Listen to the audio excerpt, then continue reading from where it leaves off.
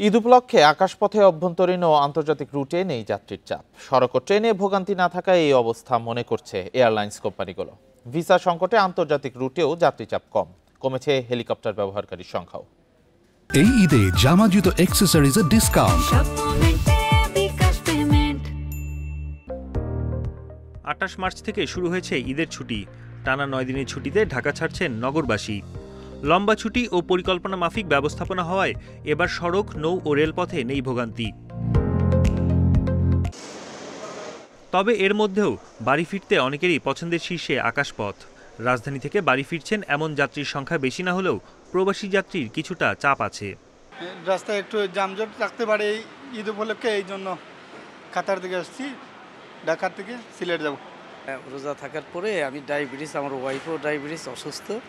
এই জন্য আমরা বিমানে যাওয়ার জন্য করছি, প্ল্যান নিচ্ছি। 1 ঘন্টা মনে করেন বিমানে লাগবে, আর 2 ঘন্টা এখানে লাগবে, 3 ঘন্টা আমরা পৌঁছে গেলাম। কিন্তু বাসে গেলে এটা 6 থেকে 8 ঘন্টা লাগবে। সড়ক, নৌ ও রেলপথে বিড়ম্বনা না থাকায় চাপ নেই আকাশপথে, বলছে এয়ারলাইন্স কোম্পানিগুলো।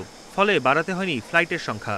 এত কম প্রেশার ঈদের সময় এর আগে আমি বিগত বছরগুলোতে দেখি নাই।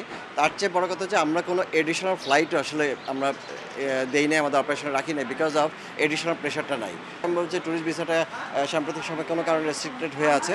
সব কিছু মিলে আমি বলবো যে ডোমেস্টিক এবং ইন্টারন্যাশনালে বোথ সাইডে ঈদ উপলক্ষে যে একটা ট্যুরিস্টদের যে একটা যাত্রী প্রেশার আছে, বাট সেই প্রেশারটা নাই। ঈদ উপলক্ষে বাড়ি ফিরতে অনেকেই ভাড়া করছেন হেলিকপ্টার। এক্ষেত্রে প্রবাসীরাই এগিয়ে, জানাচ্ছে হেলিকপ্টার ভাড়া দেওয়া সংস্থাগুলো। গত বছর মানুষের আগ্রহটা ছিল অতিরিক্ত বেশি, যেটা আমি বলবো, আর এই বছর তুলনামূলক কম। তারপরও আলহামদুলিল্লাহ মোটামুটি হচ্ছে অলমোস্ট 25 ফ্লাইট আমরা অপারেশন করেছি ঈদ উপলক্ষে আর কি।